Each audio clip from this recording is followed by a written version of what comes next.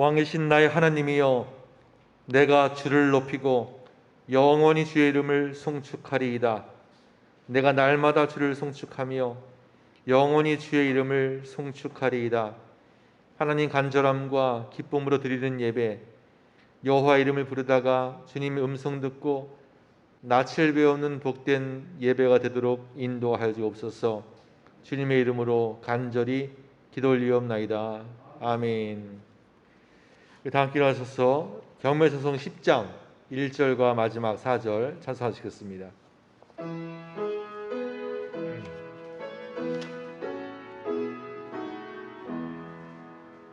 전능왕 오셔서 주 이름 찬송케 하옵소서. 전 권능의 성부여 오셔서 우리를 다스려 주옵소서. 강생한 일체께 한없는 찬송을 드립니다. 존귀한 주님을 영광 중 배웠고 영원히 모시게 하옵소서. 아멘.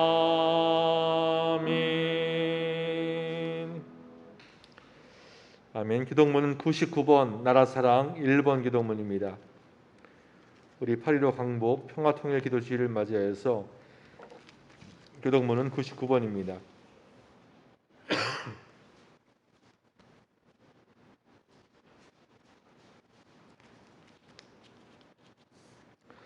기도문 99번 나라사랑 1번 기도문 교독하실 텐데 제가 먼저 받들어 봉독합니다. 온 땅은 여호와를 두려워하며 세상의 모든 거민들은 그를 경외할지어다.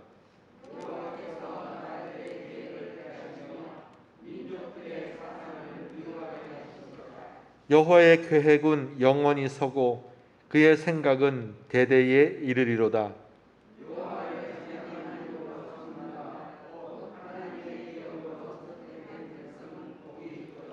여호와께서 하늘에서 굽어보사 모든 인생을 살피시며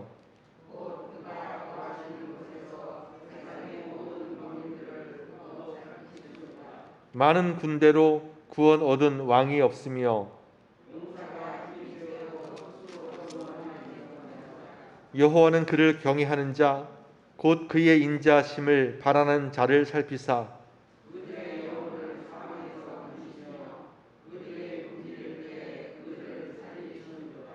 우리 영혼이 여호와를 바라며 그는 우리의 도움과 방패시로다.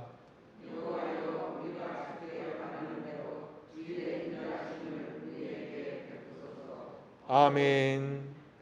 전능하사 천지를 만드신 하나님 아버지를 내가 믿사오며 그 외아들 우리 주 예수 그리스도를 믿사오니 이는 성령으로 잉태하사 동정녀 마리아에게 나시고 본디오 빌라도에게 고난을 받으사 십자가에 못 박혀 죽으시고 장사한 지 사흘 만에 죽은 자 가운데서 다시 살아나시며 하늘에 오르사 전능하신 하나님 우편에 앉아 계시다가 저리로서 산자와 죽은 자를 심판하러 오시리라.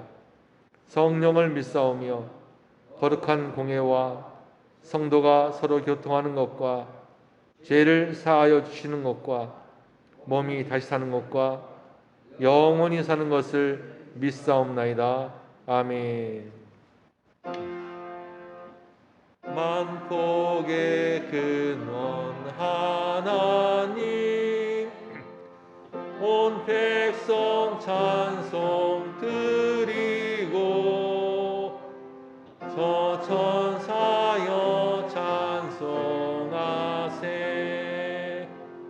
찬송 성부 성자 성령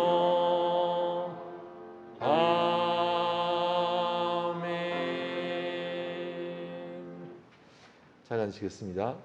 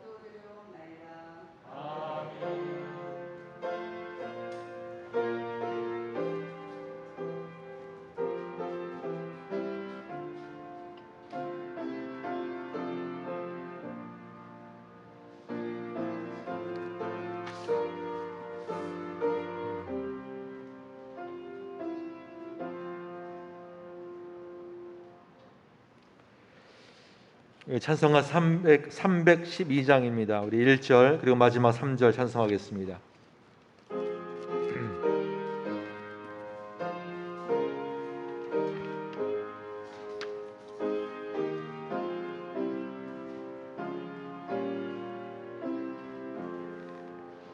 너 하나님께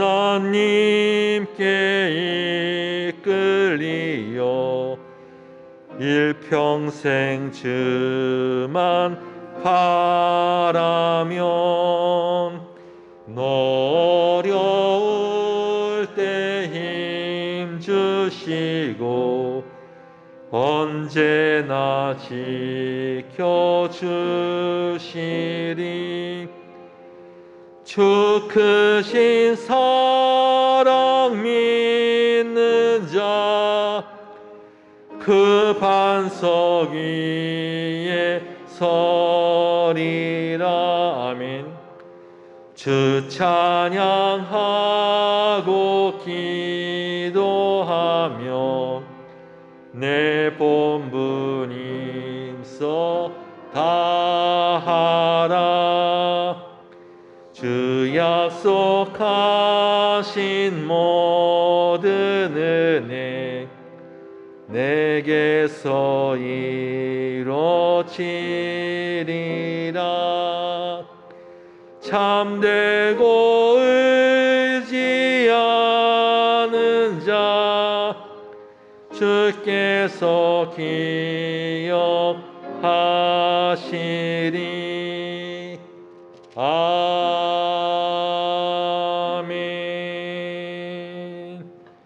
아멘. 오늘 하나님의 말씀은 예레미야 2장에서 보겠습니다. 구약성경 1051쪽입니다.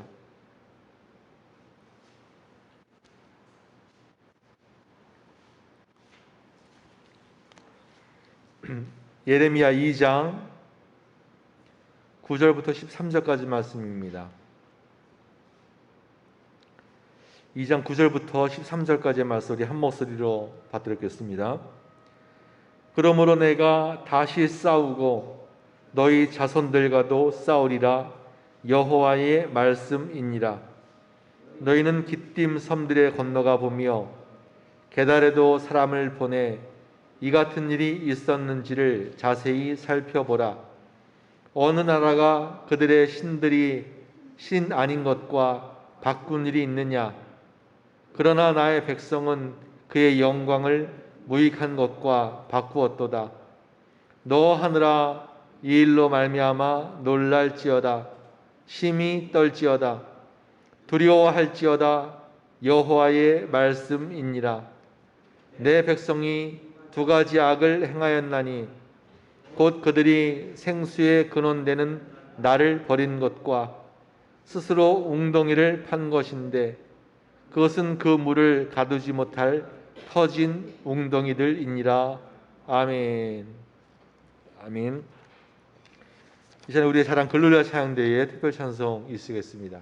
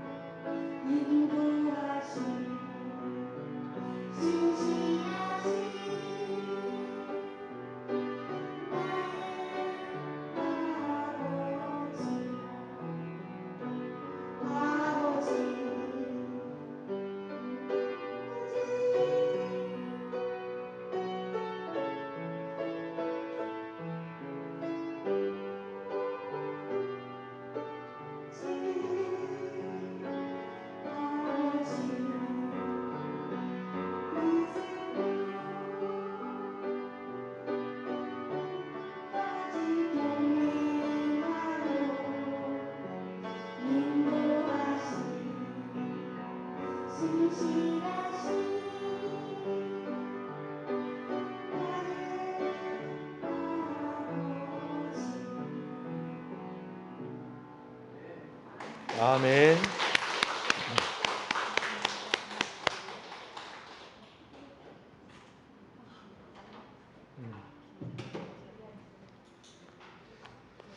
자, 우리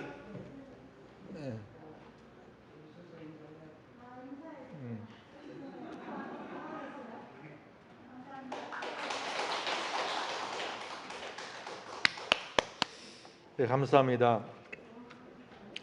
저는 처음에 이름이 사랑인 줄 알았어요. 사랑. 이제 집에서 이름을 이제 사랑이라고 불러서 내 이름은 김태은. 김태은. 여건사님 딸 오혜련 우리 또 성도의 딸인데 얼마나 예뻐요. 그죠? 나도 빨리 손주 보고 싶네. 하나님께서 예쁜 찬양을 기뻐 흠양하실 줄 믿고 우리에도 큰 은혜가 됩니다. 태연이는 앞으로 저는 어린이가 이거 우리가 부르기에도 어려운 찬송이잖아요. 근데 어린이가 8살짜리가 이거 잘 배워서 또 목소리가 얼마나 예쁘고 또 높고 아름다운지 어쩌면 좋은 가수, 어쩌면 좋은 찬양의 일꾼 될지도 모르겠어요. 축복합니다. 다시 한번 하나님께 영광 받아 올리겠습니다. 인사 나누시겠습니다. 얼굴 받아야 됩니다. 우리 권사님, 김상현 권사님, 유순자 권사님 반갑습니다. 우리 대면 예배를 참 오랜만에 드립니다. 4주 동안 우리 비대면 예배 유튜브 온라인으로 드리다가 이게 모여서 예배 드리게 되는데 우리 본당에서는 20명만 20명까지만 예배 드릴 수가 있습니다. 20명까지만. 그래서 다음 주부터 오실 때에는 20명 넘어간다 싶으면은 우리 기획위원들이 좀 양보해 주시죠. 기획위원들이 전도실이라든가 또 식당이라든가 유아실 커튼 치면 되니까 마이크 방송이 잘 되니까 양해를 좀 부탁드리고 그래도 안 된다. 그럼 죄송합니다. 우리 재무부원들 콕 찍어서 말씀드리기 죄송하지만 우리 기획위원들과 재무부원들이 자리를 양보해 주시면 더 좋을 것 같습니다. 다음 주부터 이렇게 좀 협조를 부탁드리겠습니다. 오랜만에 예배드리니까 교회에서 동창회 온 것 같기도 하고 제 느낌에는 또 오랜만에 또 아버지 어머니 모시고 가족 모임 하는 것 같기도 하고 그런 생각도 드는데 예배당에 이제 앉아서 예배를 준비하면서 그런 생각이 들었어요. 선교사 보고 대회가 아니겠는가.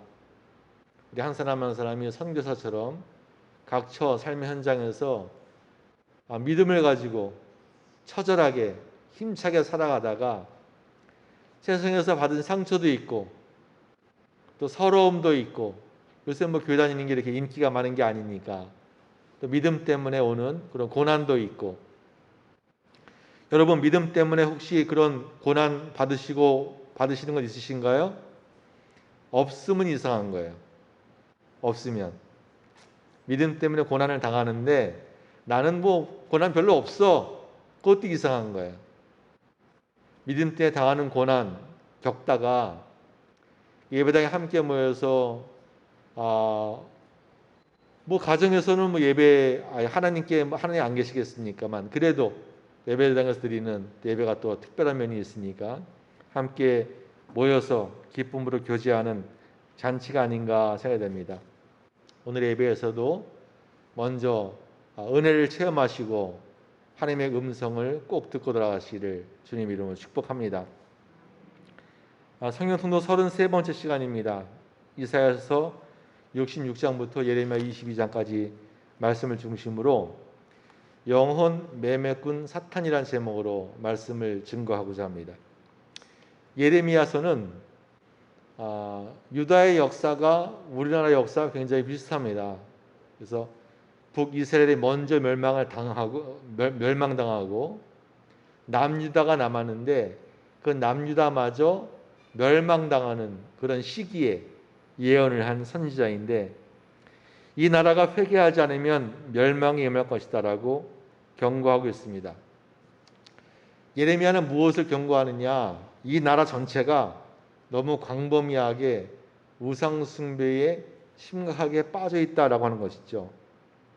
도덕적으로, 윤리적으로 문란해지고 영적으로도 마찬가지고 사람들이 다투면서 다른 박질하면서 하나님이 아닌 다른 무언가를 숭배를 하는데 그것이 비뚤어진 우상이라고 하는 것입니다. 우상이라고 하는 겁니다.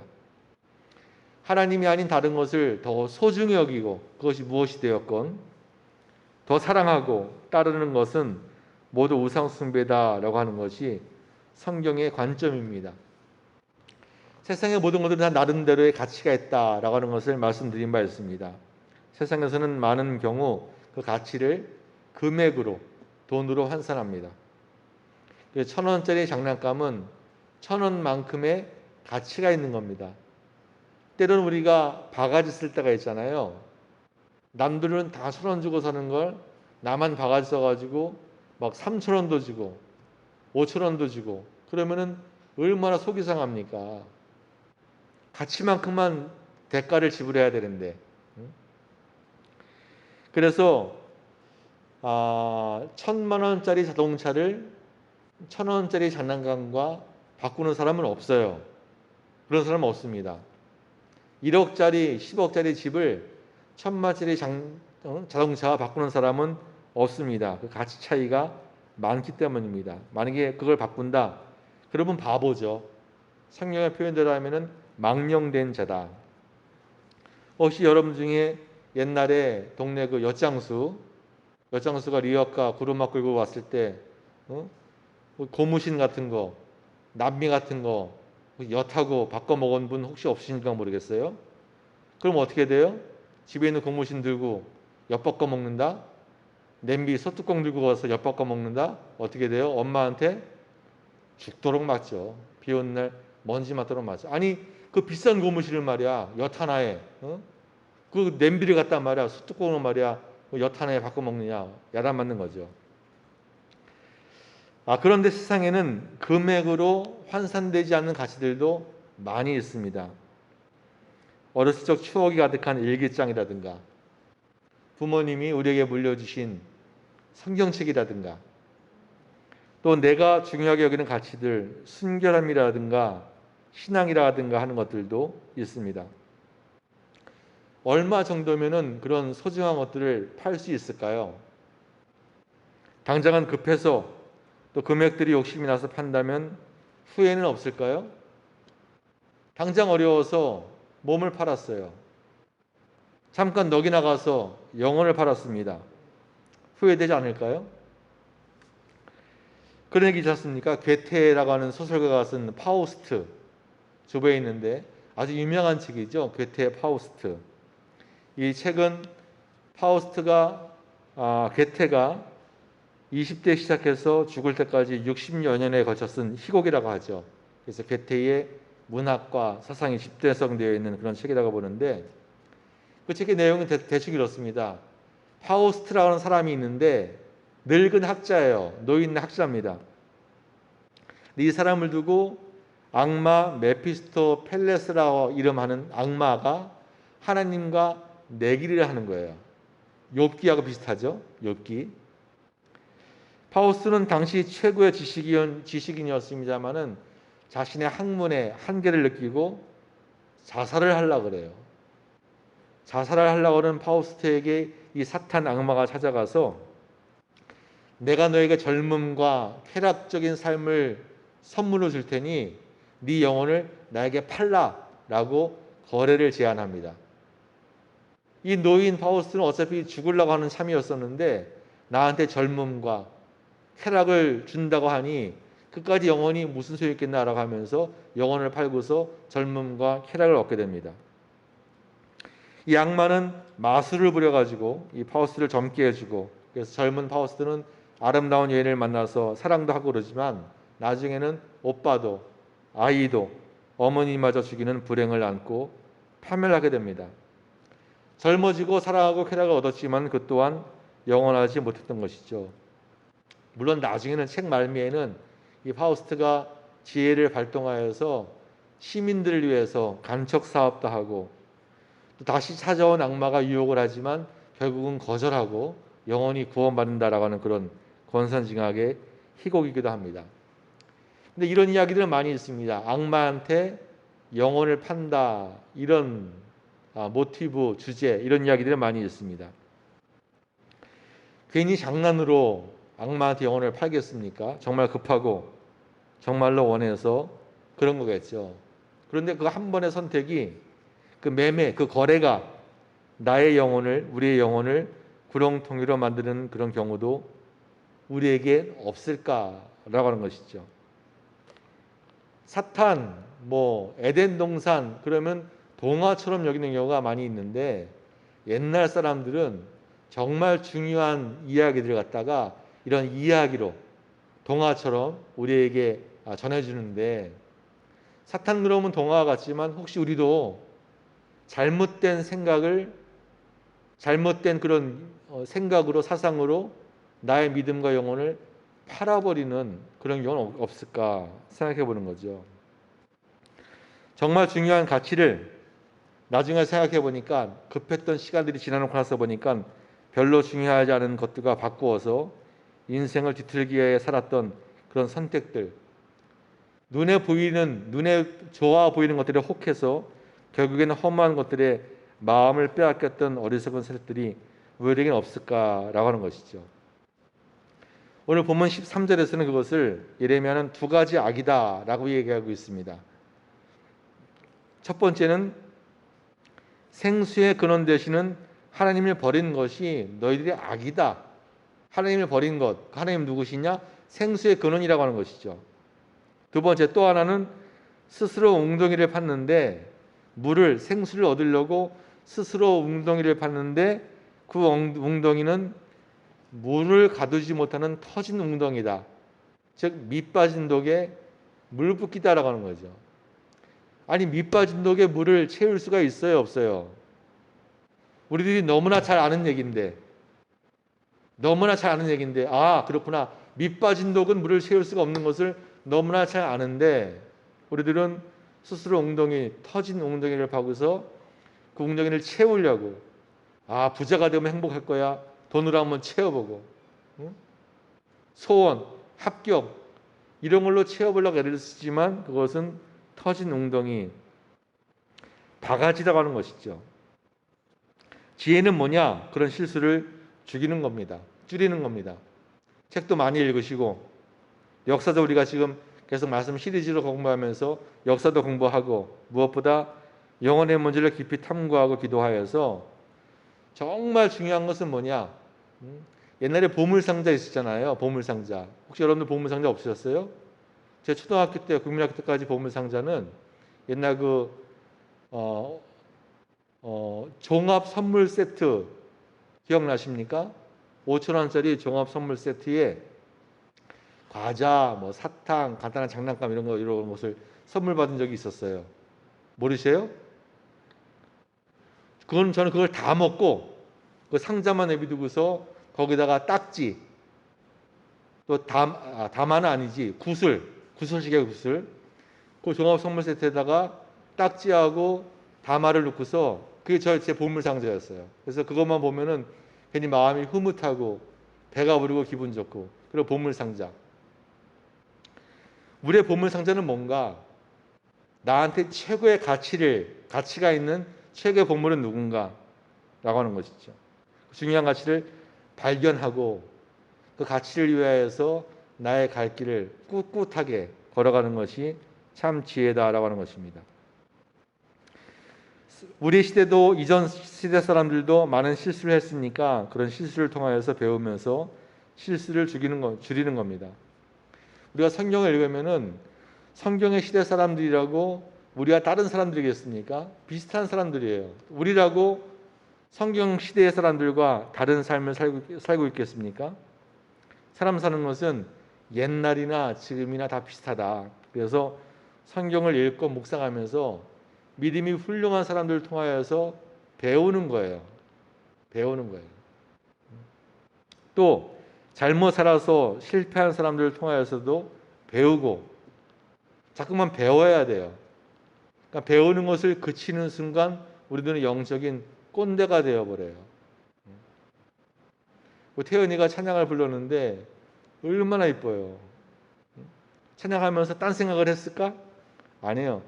찬양에 집중하고 내 마음과 내 생각과 내 영혼을 찬양에 집중하여서 뭐 틀릴 수도 있지 뭐 틀렸네? 틀릴 수도 있지만 잘하고 못하고 그 문제가 아니라 나의 이 노래, 이 찬양을 하나님께 마음껏 드리기 위한 그런 최선의 몸부림 그런 걸 통해서 우리 배울 수 있지 않겠습니까? 성경을 통하여 주시는 하나님의 뜻, 우리에게 가르치시는 천국의 길을 잘 걸어가는 것이 우리가 성경을 묵상하고 신앙생활하는 또 하나의 중요한 목적인 것이죠. 자, 예레미야로 한번 들어가 보십시다. 예레미야는 어떤 사람이었는가? 예레미야는 기원전 625년부터 남유다가 멸망한 586년까지 약 반세기 동안 예언 활동을 한 그런 선지자였습니다. 예레미야는 hil기야 집안 출신의 선지자였고요. 제사장이었고요. 고향은 아나돗 사람이었습니다. 하나님께서는 유다에 대해서 심판이 있을 것이기 때문에 네가 결혼할 필요가 없다. 그럴 시간이 없다. 그래서 결혼하지 못하게 하고서 아이를 기르는 일을 금하기도 하셨습니다. 예레미야가 살던 그 시대는 참 비극적인 시대였습니다. 예레미야는 요시야 왕이 등극한 후부터 바벨론에게 예루살렘이 멸망할 때까지 예언 활동을 하였는데 이때는 유다가 정치적인 격변을 겪다가 침몰하는 가장 비극적인 역사 시기입니다. 우리나라의 조선말과도 비슷해요. 구한말과 비슷합니다. 아수르라고 하는 나라, 지금의 이제 이라크라기보다 이제 이란 지역인데 아수르가 한 200년 동안 고대 근동의 최강대국으로 군림했습니다. 옛날에 소련처럼 군림했는데 국력이 점점점 쇠락하게 됩니다. 국력이 쇠락하는 틈을 타서 그 지역에 바벨론이라고 하는 그런 새로운 나라와 이집트, 저 서쪽에 있는 이집트가 아수르가 국력이 쇠하면서 그동안에 길을 못 펴고 있다가 바벨론과 이집트가 쓱 올라오면서 아수르의 땅을 차지하려고 애를 쓰는 그런 시기였습니다. 그럴 때는 필경 긴장과 전쟁이 있기 마련이죠. 전쟁이 벌어집니다. 바벨론의 느부갈네살 왕은 티그리스 강과 유프라스 강을 넘어서 이란이 유대 가나안 땅 기준으로 하면은 동쪽에 있으니까 서쪽 땅을 침략하기 위해서 서서히 군대를 이끌고 오고 또 이 나라를 견제하기 위해서 서쪽 남쪽에 있던 애굽의 바로 느고 왕은 이 군대를 견제하기 위해서 동쪽으로 침략을 하고 그때 맞닥뜨리는 땅이 바로 유대 땅이에요. 가나안 땅입니다. 유대, 시리아 이런 땅입니다. 바벨론 주전 622년에 아수르의 수도 니느웨를 포위하였고 그래서 이에 대항하여서 바벨론 세력을 견제하려고 이집트의 바로 느고가 군대를 이끌고 출정을 하다가 지금의 시리아 땅 갈그미스라고 하는 동네에서 전쟁이 벌어집니다. 마치 미국과 소련이 싸우듯 마치 청나라와 일본이 싸우는 청일 전쟁이 벌어지듯이 갈그미스 전투가 벌어져서 그때에 바빌론이 승리하여서 바빌론이 아수르를 대신하여서 전 세계 강대국이 됩니다. 그때 유다의 왕이 요시야 왕이었었는데 요시야 왕은 바벨론 쪽의 편에 서서 애굽에서 군대를 밀고 올라오니까 애굽 군대와 싸우다가 전사를 하고 말아요. 미국 무기또 평야에서 전사를 하게 됩니다. 대세는 바벨론이었습니다마는 종이 호랑이 이집트도 젖먹던 마지막 힘까지 짜내었던 그런 때였죠. 자, 국제 정세는 그런데 유다의 국내 상황은 어땠느냐? 최근 북이스라엘에 19명의 왕이 있었고 남유다에 20명의 왕이 있었는데 대부분의 모든 왕들이 하나님의 평가, 성경의 평가에 악한 왕이다라고 평가를 받아요. 악한 왕. 근데 유독 남유다에서 두 왕이 의로운 왕으로 평가를 받는데 여러분 잘 아시는 히스기야 왕 그리고 요시야 왕입니다. 이 두 왕은 여러분들이 기억해 볼 필요가 있어요. 히스기야 왕은 기도하여서 15년 동안 생명을 연장받은 왕이고 요시야 왕은 종교 개혁 생각하시면 돼요. 요시야 한번 종교개혁 생각하시면 됩니다. 요시아는 8살 때 왕이 되어서 12살 되는 해부터 1년의 종교개혁을 단행하였는데, 요시아가 왕이 위에 있을 때에는 조금 아까 말씀드린 아수르의 힘이 약해지면서 변방까지 힘을 발휘하지 그를 못한 때였습니다. 그래서 유다 역시도 아수르의 멍에에서 벗어나서 옛날에 잃어버렸던 땅을 확보하는 그런 때였습니다. 근데 결국 이집트가 쳐들어와서 무기토 평야에서 전사하고 말죠. 요시아 왕의 둘째 아들인 여호와하스가 있었는데 이 여호와하스가 왕이 됩니다. 자, 한번 제 역사 이야기를 잘 이제 줄거리를 이해하시면요, 성경 읽는데 굉장히 도움이 많이 됩니다. 자, 한번 들어보세요. 요시아 왕의 둘째 아들이 여호아스였는데 이 여호아스가 왕이 돼요. 근데 왕이 됐는데 이 여호아스는 약간 친바벨론 쪽이었어요. 그래서 애굽의 바로 느고가 이 여호아스를 폐위시켜버리고 왕에서 쫓아내버리고 요시아의 첫째 아들인 여호야김을 왕으로 세우게 됩니다. 요시아 왕, 여호아스, 여호야김. 여호야김 왕은 겉으로 볼 때는 현명한 지도자였습니다. 그는 이집트와 바벨론 사이를 오가면서 줄다리기 정치를 하였습니다. 그러나 속으로는 하나님의 말씀에 귀를 기울이지 않았고 악행 저지르기를 두려워하지 않았습니다. 여호야김은 결국 바벨론에게 조공 바치기를 거부하다가 예루살렘이 포위당하여서 사망하였고, 그의 아들 여호야긴, 조금 아까 여호와김, 김씨, 그 아들은 여호야긴, 니은 받침 여호와긴이 왕이 됩니다. 남유다의 마지막 왕은 그렇습니다. 여호아스, 여호야김, 여호야긴, 그 마지막 왕 시드기야. 마치 구한말 조선말의 고종과 순종으로 조선 왕의 역사가 막을 내리듯이 네 왕이 그런 멸망의 과정을 거치죠. 그러나 여호야긴 왕도 바벨론이 예루살렘을 포위한 지 2개월 만에 바벨론을 항복하고 말고, 그때 여호야긴 왕, 그러니까 마지막에서 두 번째 왕 여호야긴 왕과 유다의 왕족과 지배계층들, 귀족들이 포로로 잡혀가게 되는데, 바벨론으로. 그때 잡혀간 사람이 다니엘과 세 친구가 있었죠.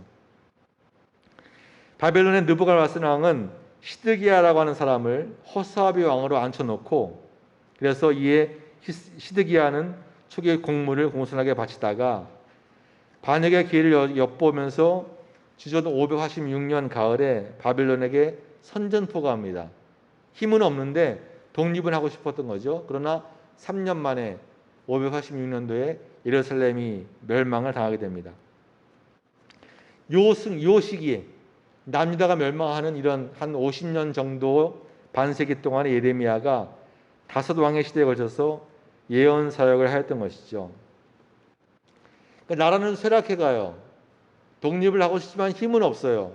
하나님을 의지를 해야 돼요. 그럴 때는. 그런데 가뜩이나 나라가 풍전등화할 위기가 있는데 이스라엘 백성들은 그때라도 하나님을 찾아야 됨에도 불구하고 그때도 하나님을 찾지 않는 거예요. 그래서 망하는 거예요. 유다는 하나님의 말씀에서 멀리 벗어나 떠나가고 있었으며, 이에 예레미야는 하나님의 징계의 채찍을 기다리는 동족들에게 안타까운 마음으로 선지자의 소명을 감당하였던 것입니다. 예레미야는 하나님을 잃어버리고 호황된 우상에 빠져 허덕이는 이스라엘에게 하나님께 돌아와라, 그것만이 살 길이다라고 호소하고 있습니다. 만약에 너희들이 이렇게 어려움을 당해서도 하나님을 찾지 않고 우상 숭배에 빠져서 회개하지 않을 경우에는 반드시 멸망당할 것이다. 그러니 제발 멸망당하기 전에 돌아와라 라고 호소하고 있습니다. 그래서 이번 주에 묵상하게 될 예레미야서는 주로 만연된 우상 숭배에 빠진 유다에 대한 심판 메시지입니다. 우리들이 죄를 짓고 싶을 때가 있잖아요. 믿음으로 철저하게 무장되지 못하고 또 기도를 잃어버리고 영적으로 흐릿해져 가지고 죄를 지을 때가 있지 않습니까? 그래서 여러분들 반드시 회개하고 주님께로 돌아오셔야 돼요. 시간이 지난다고 해서 우리가 잊어버리는 게 그 죄가 없어지는 게 아니에요. 사람들이 잊어버린다고 해서 그 죄가 잊혀지는 게 아니에요. 유다의 마지막 의로운 왕이었던 요시야 왕이 죽은 다음에 유다는 하나님과 그의 계명을 거의 완전히 저버리게 됩니다. 그래서 예레미야는 유다를 창녀로 비유를 합니다. 중요한 가치인 순결과 정절을 팔아먹었다는 얘기죠. 하나님은 우상 숭배에 대해서 가장 혹독한 심판을 내리실 것이라고 이미 말씀하신 바 있으셨는데, 그래서 예레미야는 유다에게 하나님의 심판이 가까이 왔다라고 경고하고 있습니다. 하나님은 셀 수 없을 만큼 유다를 멸망으로부터 구원해 주셨는데, 유다는 또 셀 수 없을 만큼 그분을 거역하고 불순종했고, 이에 하나님의 자비도 끝나게 됩니다. 그런 말이 있죠. 하나님은 오래 참으실지언정 끝까지 참으시진 않는다. 쌓인다고 보면 좋을 것 같아요. 여러분의 기도와 눈물과 충성이 쌓이는 거예요. 사람은 몰라도 하나님은 아셔요. 우리가 하나님을 위하여서 흘리는 땀들, 간절한 기도의 눈물의 기도들, 헌신들이 쌓이는 거예요. 이것과 마찬가지로 죄도 쌓이는 거예요. 죄도 쌓이는 거예요. 하나님께 잘못한 것, 실수한 것, 또 용서해 주시는 하나님을 이용하여서 망령되이 또 용서해 주시겠지 죄를 함부로 여기는 것. 그러나 하나님의 자비는, 하나님의 오래 기다리심은 만만히 생각할 게 아닙니다. 심판은 하나님이 내리시는 것이면서, 그러면서 우리가 스스로 자취하는 거죠. 부모님이 괜히 자식을 야단치려고 괜히 회초리를 들겠습니까? 자식이 잘못하니까 회초리를 드는 것이죠. 그럼 자식은 뭐냐? 야단치는 부모님한테 대드는 게 아니죠. 야단치면 맞아야죠. 근데 사춘기 아이들 보면은, 여러분들 사춘기일 때 그러셨고 사춘기 자녀를 키울 때 그러셨고 그런 경험을 많이 하시지만, 사춘기 아이들은 부모가 야단치면은 대들어요. 그냥 기분 나쁘다 이거지. 부모가 자녀가 잘 되기는 마음에, 사랑하는 마음에, 더 잘 되기를 바라는 마음으로 야단을 치면은 그 야단을 들으면 되는데 오히려 대든단 말씀이죠. 영적으로도 우리가 그런 버릇이 있다.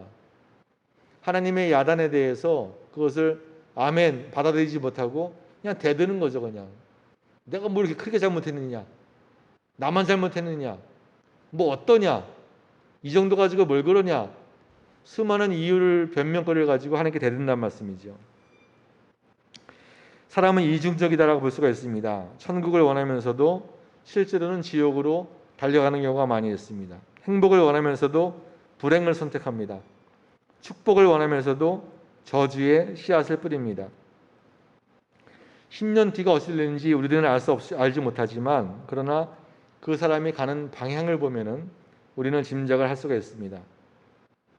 우리는 어떤 선택을 하는가, 어떤 길을 걸어가는가, 너무 멀리까지 아니더라도 1년 뒤, 10년 뒤쯤은 생각하고 준비해야 되지 않을까. 당연한 건데, 멸망당할 사람은 멸망당할 행동과 선택과 말을 합니다. 그러나 잘될 사람, 복받을 사람은 꼭 잘될 길로 가요. 환경의 문제 아닌 것 같아요. 우리가 다 경험을 하지만 환경의 문제 아닙니다. 똑같은 안 좋은 환경 속에서도 승리하는 사람이 있고, 안 좋은 환경 따라서 패배하는 사람이 있어요. 모두가 다 승리하고 모두가 패배하는 것은 아닙니다. 어떤 사람은 환경이 좋아요. 집안도 좋고 때도 잘 태어났고 모든 것이 다 좋아. 근데 그런 속에서도 꼭 잘못되는 사람이 있어요. 그러니까 상황이 중요하지만 더 중요한 것은 우리의 선택이다라고 볼 수가 있습니다. 그래서 우리의 시간 동안 부디 좋은 것을 준비하고 좋은 것을 쌓아 나아가야 됩니다. 에베소 5장 10절에 보면은 세월을 아끼라, 때가 악하니라, 이런 말씀이 있습니다. 에베소 5장 16절입니다. 세월을 아끼라는 말은 단순히 시간을 잘 관리하라, 시간을 절약하라, 시간을 효율적으로 써라 라고 하는 의미를 넘어서서 시간을 구원하라 라고 하는 의미입니다.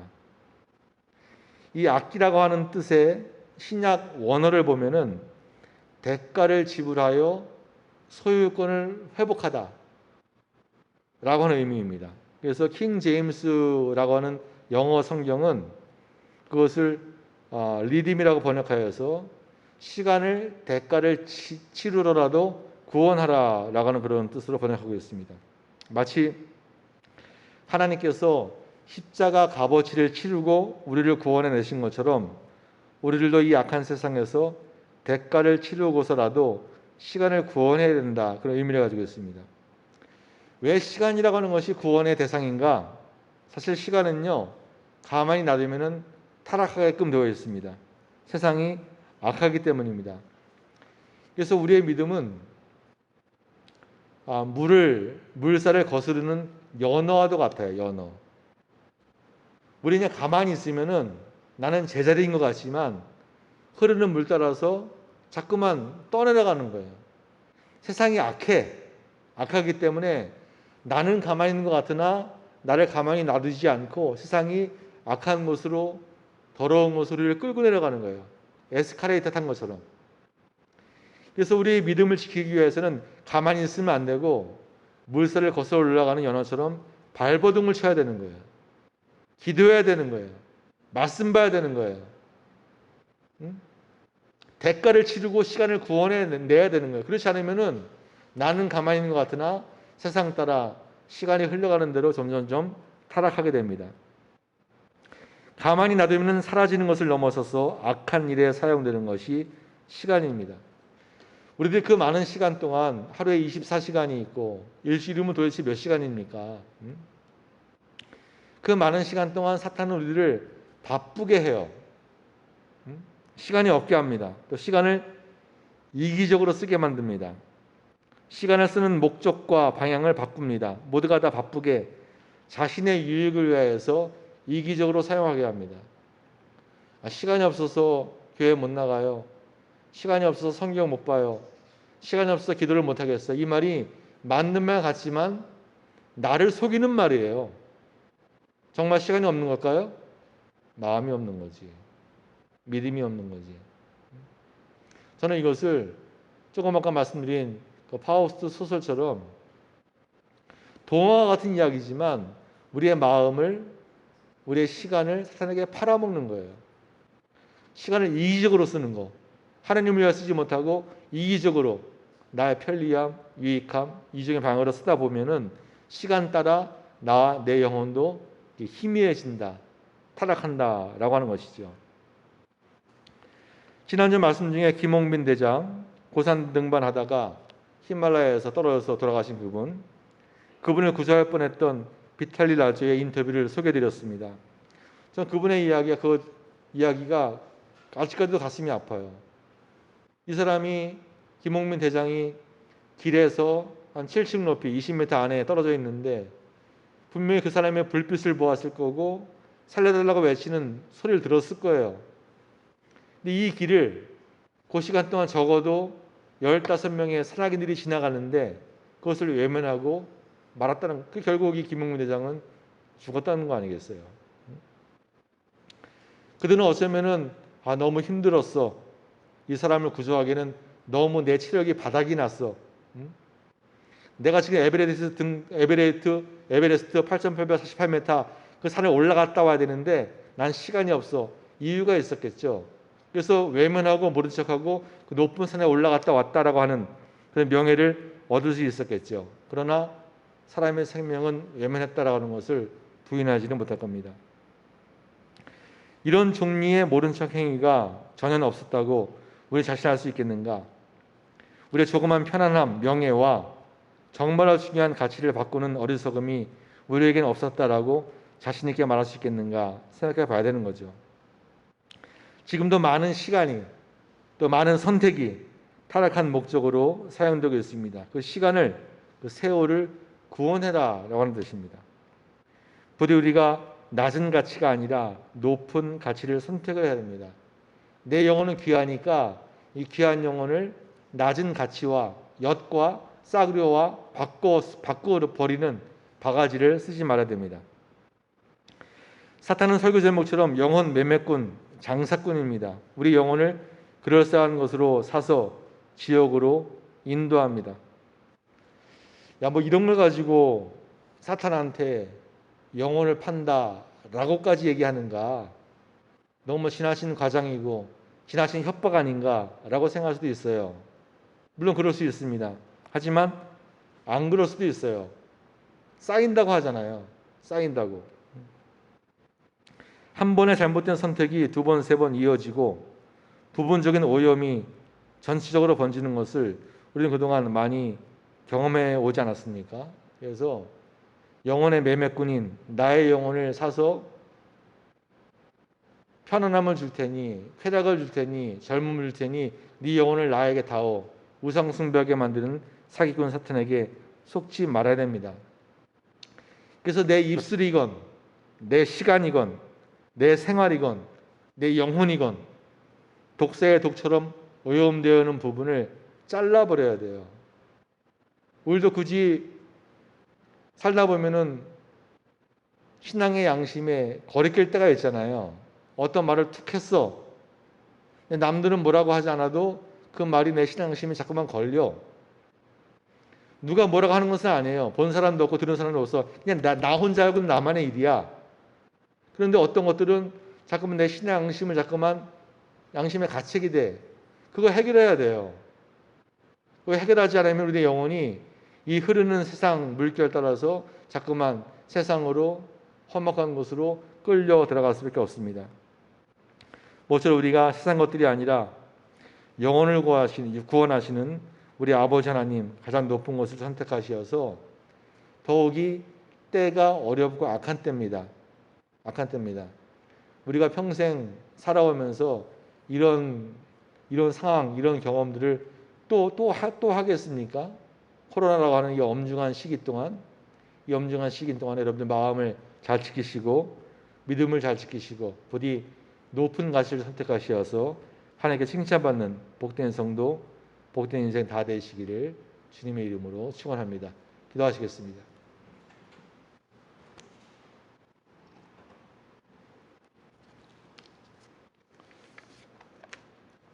영혼 매매꾼 사탄에게 넘어가지 아니하고 사기당하고 바가지 쓰지 아니하고 정말 소중한 우리 유일한 한 분, 우리의 생수의 근원 되시는 주님을 이 시간에 다시 한번 만나고 하나님 주시는 믿음으로 세상에서도 꼭 승리할 수 있는 우리 모두가 될 수 있도록 인도하여 주옵소서.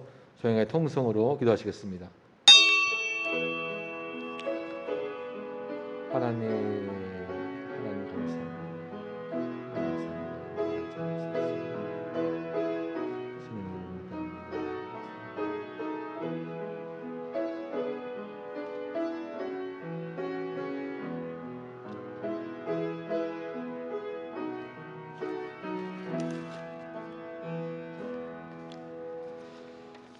찬송가 321장 1절 그리고 마지막 3절 부르시면서 준비하신 예물 봉헌하겠습니다.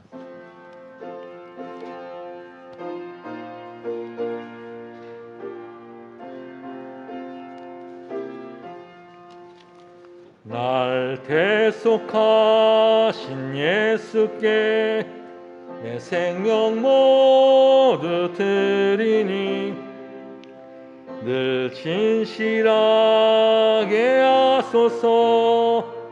내 구주 예수여, 나 구주 위에 살리라.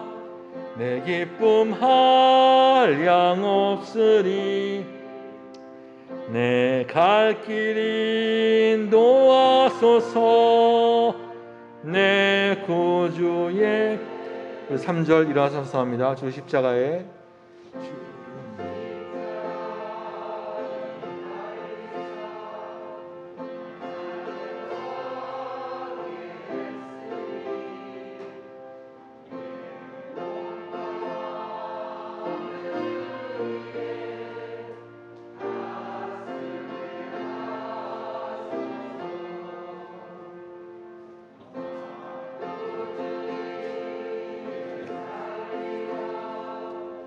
내 기쁨 한량 없으리 내 갈 길 인도하소서 내 구주 예수여 아멘.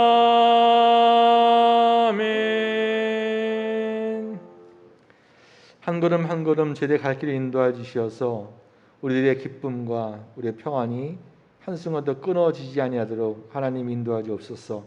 하나님 때문에 살만하는 인생, 하나님만 바라보고 주님의 길, 십자가의 길, 임마누엘 주님과 함께 걸어가는 복된 승리의 인생 다 되도록 아버지 하나님 인도하여 주옵소서. 이제는 정성스러운 마음으로 하나님께 예물을 성별하여 드립니다. 예물에 기름 부어 주시어서 교회를 살리고 세우고 주의 복음을 증거하고 전하는 복된 예물이 되도록 하나님 인도하여 주옵소서. 사랑하는 성도들, 어려운 형편 중에서도 하나님께 예물을 드리오니 아버지 하나님 긍휼히 여기시고 살 길, 복된 길을, 복된 문을 열어주시어서 산 꼭대기에서도 화목이 풍성한 복으로 하나님 인도하여 주옵소서. 이 물질 부모님을 잘 봉양하고 자녀를 잘 키워내고 하나님께 마음껏 드리고 나누고 베푸어도 모자라거나 부족함이 없도록 하나님 인도하여 주옵소서. 주님의 이름으로 간절히 기도 올리옵나이다. 아멘. 하나님 인도하여 주옵소서.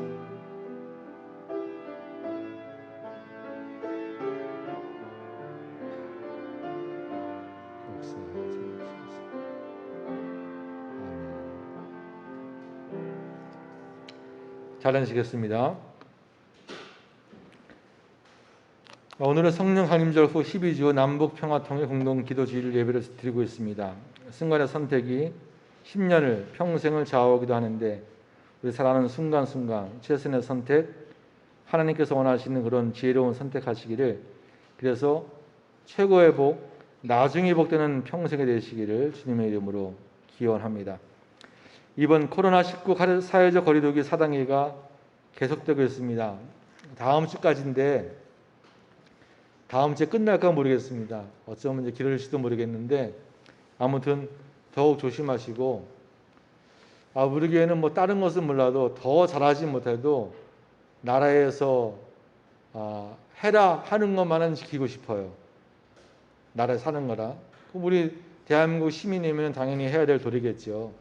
너무 왜 걱정이 안 되겠어요. 걱정되고 왜 또 힘이 안 되겠습니까? 힘든 점이, 걱정되고 힘든 점이 있어도 그저 규칙도 잘 지키고 세상에 좀 걱정거리, 우환거리가 되지 아니하도록 여러분 많이 조심하시고 방역하시길 부탁드리겠습니다.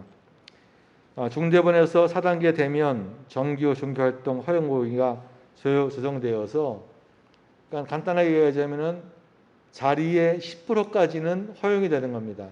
그러니까 우리 예배당을 200석이다라고 보면은 여기서 200명, 그러니까 20명까지 예배드릴 수가 있고, 제 판단으로는 전도실에서 한 4명, 식당에서 한 4명, 유아실, 목욕실, 방수실 이렇게 하면은 30명까지 예배드릴 수 있지 않겠는가 판단이 되어지고, 아마 이것이 맞을 겁니다.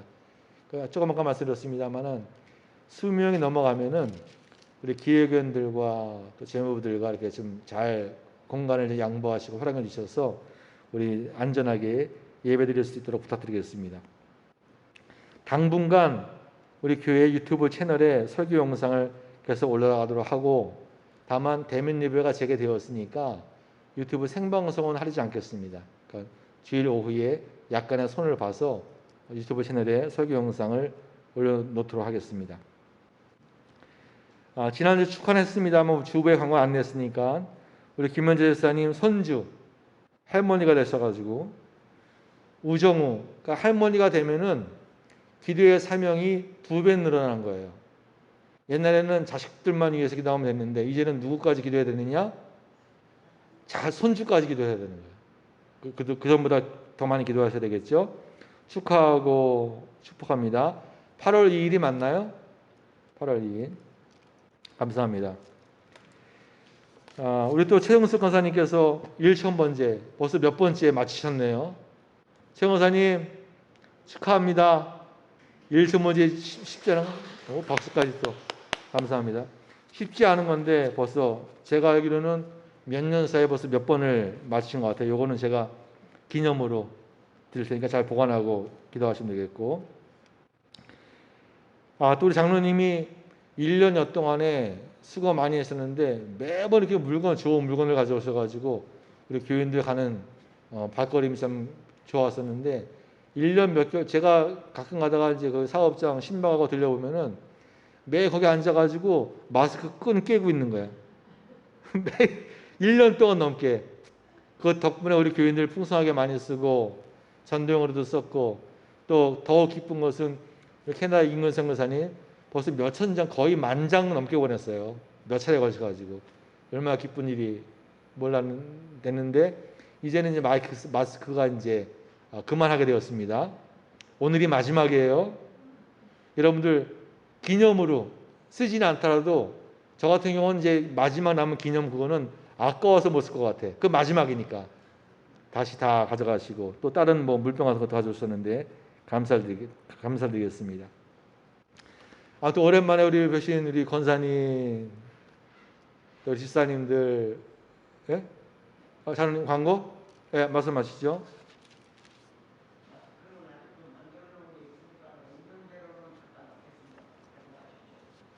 그럼 저게 마지막은 아닌가요? 감사합니다. 이게 보통 일이 아니에요. 그 만장을 한번 한다고 한번 생각해보세요. 만장을 작업한다고 한번 생각을 해보세요. 엄청 힘드니 아무튼 수고 많으셨고. 또 오랜만에 본 분들 감사드리고. 예? 또 좋은 소식 많네요. 우리 김은선 선생님 또 선풍기까지 또 기증해 주시고 감사합니다. 덕분에 이렇게 쾌적하고 좋은 환경에서 예배드릴 수 있게 됨을 감사드립니다. 태은이 사랑이 반가워요. 아무튼 오늘 찬양 하나님께서 많이 기쁘시게 받았을 거예요. 태은이에서 다시 한번 박수 감사하고 축복합니다. 또 가지고 우리 파송 찬송을 바꿨는데 마라나타 찬송에서 오늘 나도 이 악보를 바꿨는데 원래는 이제 글로리아 차연대에서 작사를 하고 부족하지만 제가 곡을 짓고 해서 올해는 배우고 내년부터 파송 찬송을 하려고 계획을 세웠었는데 지난주에 말씀드렸다시피 아마 마라나타 찬양이 유튜브 채널에 자꾸 걸리는 것, 저작권 침해 신고가 자꾸 들어와요. 그래서 그걸 올리니까 우리가 지난주에 유튜브 생방송 실시간 스트리밍 하는 거 있지 않습니까? 그게 제한이 되더라고요. 그래서 뭐 이왕 이렇게 된 김에 파송 찬송을 마라나타에서 요거로 바꿨습니다. 처음이라서 좀 어색하고 낯설긴 하겠습니다만은 한번 100번쯤 부르면 되지 않을까. 혹시라도 참고가 되기 위해서 이윤승 선생님한테 부탁하시면은 제가 선창한 노래 부른 녹음 파일이 있을 테니까 그거 뭐 카톡이라든가 이렇게 전화 받으셔서 연습해 보셔도 좋을 것 같습니다. 다 함께 나서서 우리는 믿음으로 살리 찬송 부르고 축복 기도로 예배를 마치도록 하겠습니다.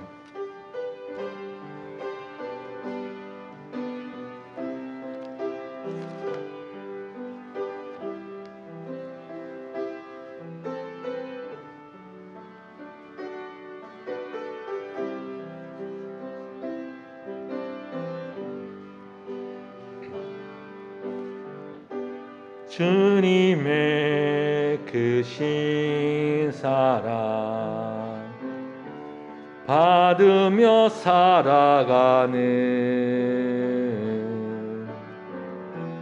우리는 하나님의 자녀입니다.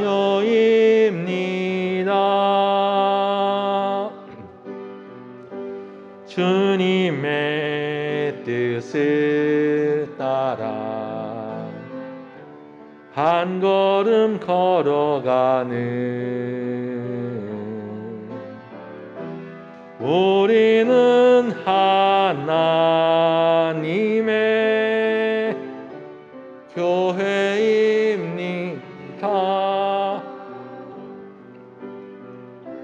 날마다 감사로